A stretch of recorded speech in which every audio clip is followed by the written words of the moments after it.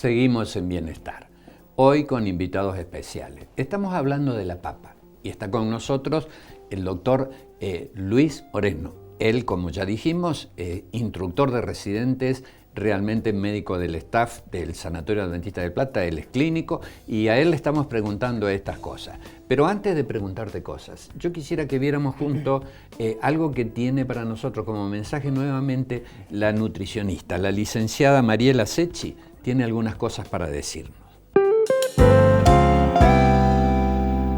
La papa podríamos decir que sí es recomendable para los chicos que padecen desnutrición, principalmente porque es un alimento, como habíamos dicho, de tipo suavizante y emoliente para la mucosa, los cuales los chicos que están desnutridos reciben poca proporción o poca cantidad de alimentos, ¿sí? Es decir, tienen su aparato gastrointestinal tiene poco trabajo, no está acostumbrado, por lo tanto necesitamos alimentos que ayuden a la mucosa a restablecer el funcionamiento. Es por ello que en este caso la papa es un buen aliado, además de contener un buen aporte energético, ¿sí? De ser de fácil preparación y de su contenido en minerales, van a ayudar a recuperar el funcionamiento gastrointestinal, ¿no es cierto?, del niño que está desnutrido, además de aportar un buen, digamos, aportes de calorías, ya que la papa por ahí también es un medio en las preparaciones de las cuales se van a empezar a recomendar, en las cuales se puede enriquecer por ahí con otros alimentos grasos, como puede ser un poco de aceite o manteca, para aumentar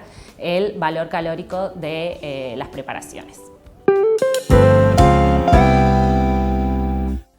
Bueno, como usted ve, las amplitudes de beneficios de la papa son muchas. Pero Luis, una pregunta que tiene que ver con la digestibilidad de la papa. ¿Es apta en cualquier edad? Correcto. Y además proporciona elementos nutritivos, eso lo dijimos. Cuando sufre el estómago, ¿comienza a hacer sufrir el resto del aparato digestivo? Por supuesto, el estómago está conectado con el resto del aparato digestivo. Dícese esófago, por ejemplo, cuando sufre el estómago ese exceso de ácidos, van a subir por el esófago y van a generar la famosa acidez y una esofagitis, que en consecuencia puede terminar siendo un cáncer de esófago si no se controla oportunamente. De resto, como es el intestino delgado, también puede sufrir. Es más, la gastritis está relacionada a estados emocionales de estrés también, que pueden generar dismotilidad, o sea, alteraciones del movimiento del intestino, como el famoso colon irritable, ¿no? Así que esto es una interconexión de síntomas que pueden terminar y empeorar aún más los síntomas gástricos. Vieron ustedes, primera estación importante del proceso digestivo el estómago, pero hay que hacerlo bien para que el resto del aparato digestivo funcione bien. Pero a propósito del tema que estamos abordando, la papa clásicamente era uno de los alimentos de los cuales había que privar a algunas personas, como por ejemplo los diabéticos. ¿Por qué no escuchamos lo que nos dice la endocrinóloga, la doctora Silvana Vázquez, a propósito de este tema? La diabetes es una enfermedad crónica que en los últimos años, junto con la obesidad, constituye una pandemia. El surgimiento tiene que ver básicamente con el aumento del sedentarismo, con los cambios en los hábitos alimentarios.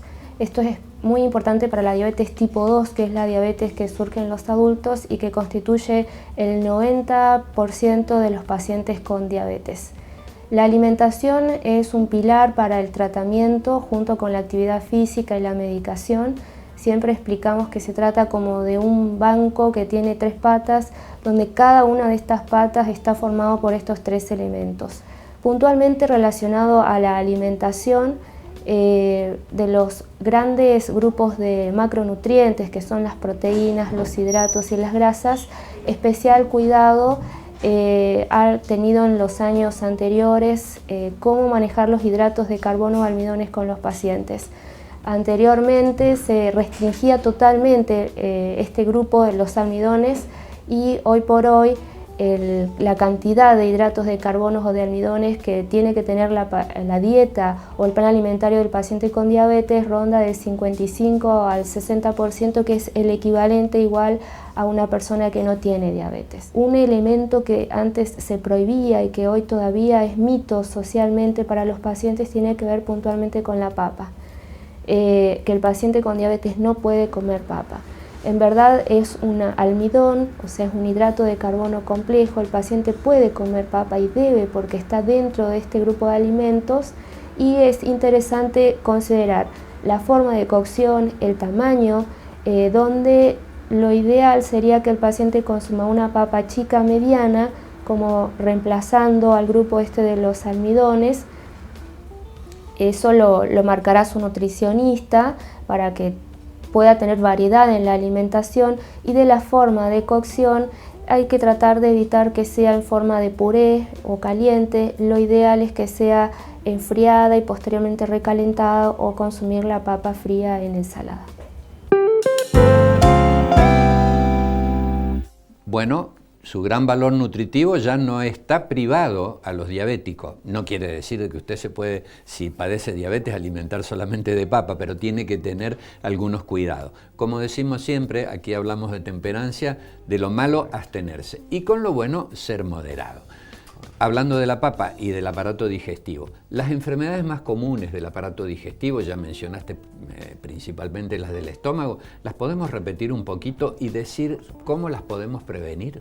Bueno, la más importante es lógicamente la gastritis, ¿no? Que puede ser aguda o crónica. La gastritis aguda principalmente se previene de varias maneras. Primero, consumiendo los alimentos a horario, ¿no? Hay una costumbre muy difundida y es saltarse el desayuno, ¿no? Muy mala práctica. ¿Por qué? Porque esta genera, en cierta forma, la gastritis. Además, sí, como desayuno usamos cafeína o usamos el mate, ¿no? Algunas circunstancias he escuchado de algunos pacientes ya el consumo de limón en zumo como un tratamiento preventivo. Muy mala idea también. ¿Por qué razón? Porque son ácidos naturales que empeorarían o generarían una gastritis. Otra manera de prevenirlo también sería disminuir el consumo de sustancias picantes o sustancias muy grasosas o condimentadas.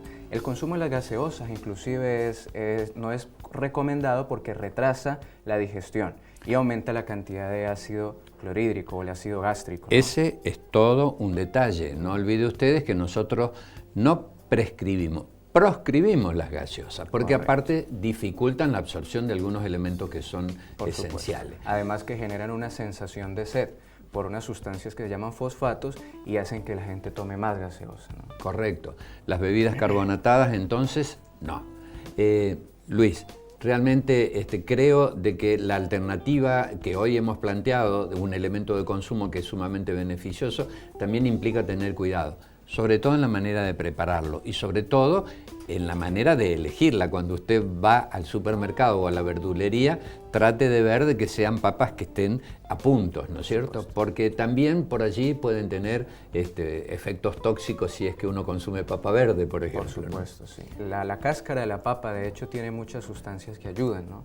Pero tengamos en cuenta la procedencia de estas papas también para evitar exponernos a sustancias nocivas, ¿no? Importantísimo. Agradecemos muchísimo todo lo que el doctor Luis Moreno nos ha contado y además también agradecemos los aportes que se han hecho desde exteriores. Agradecemos a ustedes con quien queremos comunicarnos. Para esto ya le hemos dicho, utilice las direcciones que tiene en pantalla, redes sociales, dirección electrónica, la página web. Escríbanos, nosotros nos vamos a sentir muy contentos. Y aunque nosotros nos vamos por un ratito, usted no se vaya, porque falta una parte práctica y una parte gustosa. La licenciada, la nutricionista Mayra Basiú les va a dejar unos consejos para el último bloque del programa. Gracias.